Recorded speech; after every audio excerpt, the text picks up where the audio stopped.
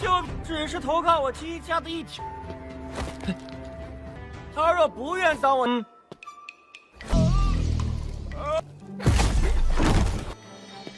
打你怎么？大长老，回去了。够了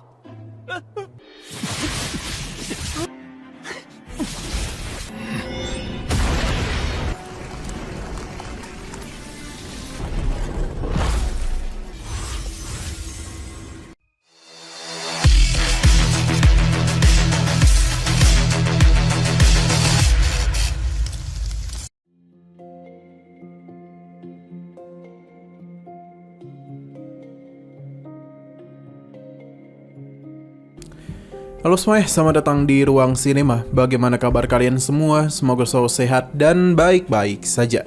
Sesuai jadwal, jadi pada hari ini kita akan kembali melanjutkan series Donghua Martial Master episode terbaru, yang mana ini adalah episode yang ke-648.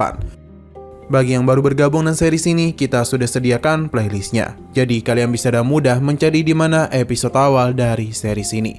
Sebelum kita mulai episode terbarunya, kita akan melihat dulu apa saja yang telah terjadi pada episode sebelumnya. Tepatnya pada episode 647. Sebelumnya, Kinca merasa kalau Rusing dan juga Pri Ji-Yun mulai menaruh perasaan kepadanya.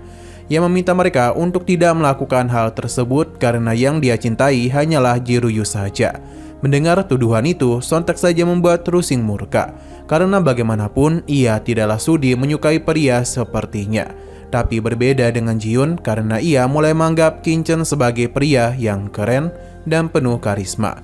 Setelah semua itu, Ruri membuat pesta kecil-kecilan demi merayakan kemenangan Kincen. Mereka pun minum-minum bersama. Tapi terlihat dengan jelas kalau Rusing benar-benar tidaklah menyukai Kincen. Padahal bagi Kincen sendiri, sebentar lagi Rusing itu akan menjadi adik iparnya. Begitu pula dengan Ruri yang dirinya minta untuk memanggilnya sebagai adik ipar. Berhubung Kincen sudah bergabung dengan keluarga Ji, maka dia pun memberitahu kalau sebenarnya Jiruyu dihukum oleh Tetua Agung karena telah menentang kehendaknya. Sekarang kita akan melanjutkan episode terbarunya. Beberapa hari sudahlah berlalu sejak kejadian sebelumnya, di mana saat ini terlihat beberapa orang tengah berkumpul bersama Su Dongsan. Saat Kincen keluar, pria ini pun yakin kalau dialah yang telah mengalahkan Su Dongsan.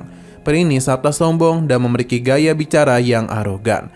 Ia juga tahu kalau Kincen telah berhasil merebut banyak buah Dao Agung. Seharusnya dia itu pergi ke pegunungan Dao, namun memiliki urusan lain.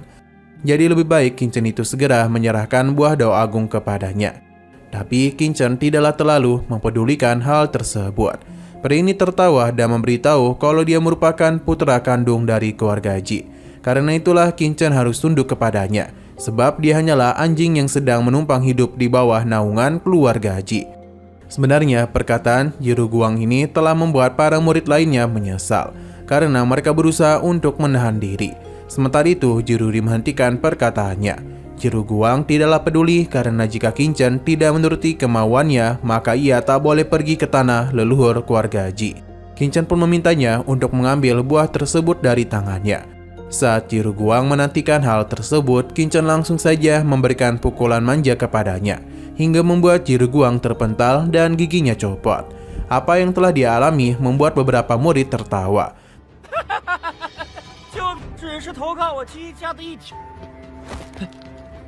他若不愿当我，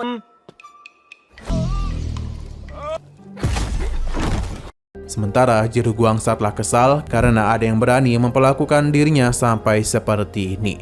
Namun bagi Kincen, semua itu pantas dia dapatkan karena tidak memiliki sopan santun. Tidak ingin dirinya dipermalukan, Jiru Guang langsung saja melakukan penyerangan. Tapi di hadapan Kincen, ia hanyalah seorang sampah dan kembali dia pentalkan.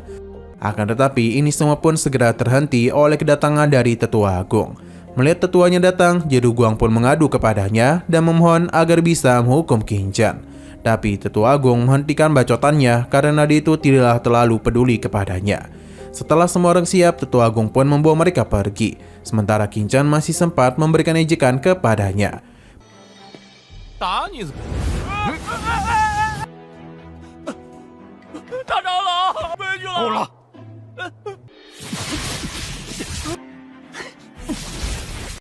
Perjalanan teruslah mereka lakukan hingga pada akhirnya sampai juga di hadapan tanah leluhur keluarga Ji.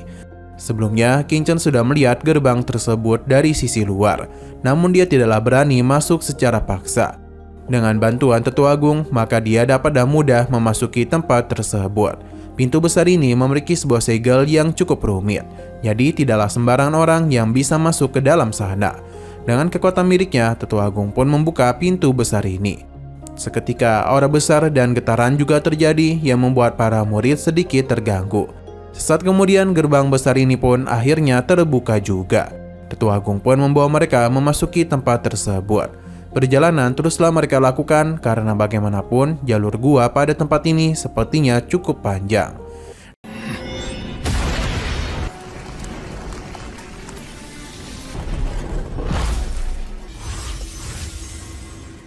Di saat mereka memperhatikan sekeliling, sebuah aungan dari binatang darah pun terdengar. Tetua Agung meminta mereka untuk tidak panik, tapi tetap saja di tanah leluhur mereka dilarang untuk berkeliaran. Karena jika sampai meninggoy di sini, maka Tetua Agung sendiri tidak akan dapat menyelamatkan mereka, yang membuktikan kalau tempat ini memang sangatlah berbahaya. Bagi Qin Chen, dibandingkan 300 tahun yang lalu, sudah banyak perubahan yang terjadi. Karena itulah dia harus berhati-hati. Perjalanan teruslah mereka lakukan, dan perlahan di depan sana ada sebuah kabut yang tebal, yang langsung saja membawa mereka ke hadapan pavilion yang sangat besar. Pavilion ini merupakan tempat bagi mereka untuk menerima penyucian. Perhatian teruslah tertuju kepada kemegahan pavilion tersebut.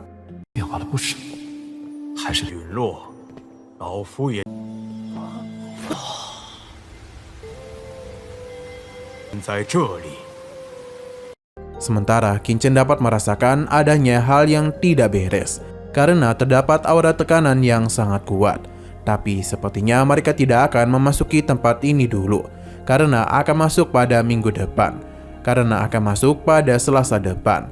Pasalnya episode pada hari ini pun harus bersambung dulu. Namun sebelum kita akhiri, seperti biasa kita akan melihat preview bagian selanjutnya.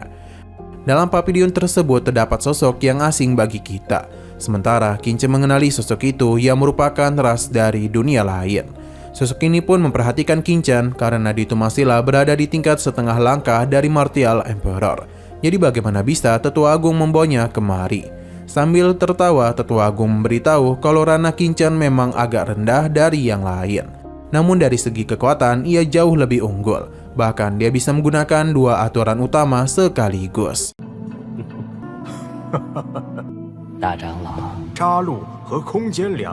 Oke, sekian dulu pada video kali ini. Untuk video selanjutnya akan segera hadir. Jadi bagi kalian yang ingin mengikuti series ini, langsung saja klik subscribe dan aktifkan loncengnya. Terima kasih yang sudah menonton video sampai habis. Jika kalian suka pada video ini, klik like dan share ke teman-teman kalian tentang channel ini. Dan ditunggu aja kelanjutannya. Oke, sampai jumpa di video selanjutnya.